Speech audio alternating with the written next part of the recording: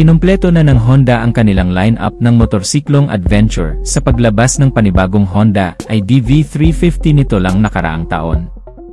At dahil dito ay hindi maitatangging very in demand na nga ngayon ang isang scooter na hindi lang pang city kundi pwede rin pang off-road dahil nga sa may kanya-kanya na ring bersyon ang bawat motorcycle manufacturer sa kanilang adventure scooter concept. Kung matatandaan nga natin ay nauna nang nagpauso ang Honda sa paglabas ng adventure scooter nila sa market, ang Honda ID.V150 ilang taon na ang nakalipas.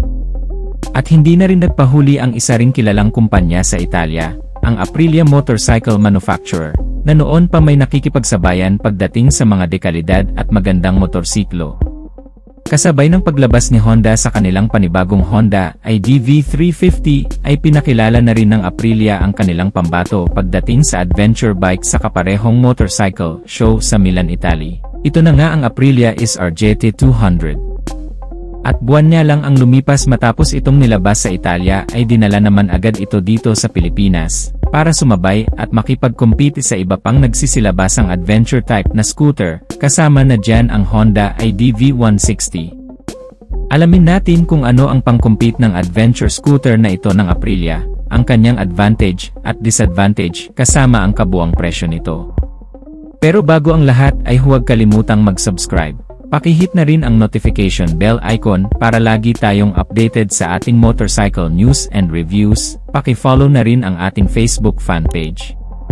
Diretso na agad tayo sa pinaka-main, ang kanyang engine performance. Ang kanyang cooling system ay naka-liquid cooled, meron itong 4-stroke, naka-single overhead cam, single cylinder, at naka-Euro 5 compliant, which means ang motorsiklong to ay environmental friendly na mas pinababa ang pollution rate.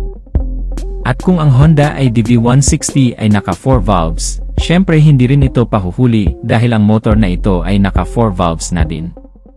Kaya nitong lumikha ng 13 kW at 8,500 RPM, at ang kanyang maximum torque ay 16.5 Nm at 7,000 RPM. At the same lang sa ibang scooter naka-continuously variable transmission ang transmission type ng motorsiklong to na may electric start na engine starting system.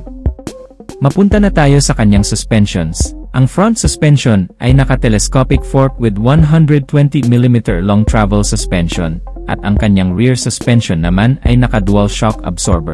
Meron itong soft shock absorption response, dahil naka-Showa brand na ang kanyang rear suspension, bagay lang talaga pang off-road ang scooter na to. Ang sukat naman ng kanyang gulong ay 110/80 with 14-inch mag-size sa harap, at 130/70 with 13-inch mag-size naman sa likod, all tubeless. Sa braking system ay naka-hydraulic disc brake sa harap at likod, at good news na din, dahil naka-anti-lock braking system ang harap, dagdag safety ito para sa ating mga riders.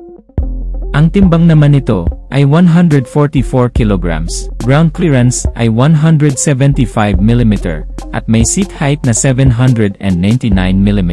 Hindi siya masyadong lumalayo sa seat height ng Honda ID.V160 na 780mm. So ibig sabihin ay abot pa rin natin mga Pinoy ang scooter na to. Very wide na din ang kanyang underseat compartment na may 25 liters of capacity na kasya ang isang full face helmet, at may sobra pa na pwedeng paglagyan ng jacket, gloves at iba pang driving protective suit. Ang kanyang fuel tank capacity naman ay 9 liters with average fuel consumptions of 38 to 42 km per liter. So medyo malayo-layo na rin ang mararating mo sa motor na to, at dahil ay adventure bike na ang motorsiklong to ay of course naka-naked handlebar na ang kanyang manubela, samahan mo pa ng very wide and elegant na instrument cluster. Naka-fully digital na ito at very visible sa umaga, lalo na sa gabi. Ang kanyang lighting system naman ay naka-fully LED na rin, from headlight, signal light, at tail light. Mas maganda ito dahil mas maliwanag na ang ilaw at mas mataas ang kanyang lifespan. Meron din itong additional mini side pocket sa bandang unahan na may USB charging port sa loob. Meron din itong cover para safety ang cellphone mo sa loob. Very practical na din ang motorsiklong to dahil meron itong stop and start system na kusang namamatay ang makina kapag nakahinto ng ilang segundo, at kusa na ring umaandar ang makina kapag nakapihit na muli ang silinyador. Ang purpose po nito ay para mas makatipid pa sa gas at syempre bawas na din sa polusyon, at kagaya ng ibang high-tech na scooter, Ang motorsiklong to ay mayroon ding Aprilia Mia smartphone connectivity na pwede mo nang makonect ang smartphone mo sa system ng motorsiklong to via Bluetooth connectivity. Meron naman itong dalawang version. Una ay ang standard version na may 219,000 pesos na SRP. Available ito sa tatlong kulay, Street Gray, Infinity Blue, at Aprilia Black. Pangalawa ay ang Sports Edition na may 227,000 pesos na SRP. Available din ito sa tatlong kulay, Street Gold, Red Race Gray at Iridium Gray. So ano ang masasabi nyo sa bagong Aprilia SR GT200? Balak mo bang bumili nito? Paki-comment na lang kung ano ang masasabi nyo tungkol sa motorsiklong to sa comment section sa ibaba. At dito na natin tatapusin ang ating video mga kamoto. Maraming salamat sa panonood, at kung hindi ka pa nakasubscribe sa ating channel, ay paki-hit ang subscribe icon at notification bell, para updated ka parati sa ating motorcycle news and reviews. Maraming salamat sa walang sawang pagsuporta. Ride safe and God bless.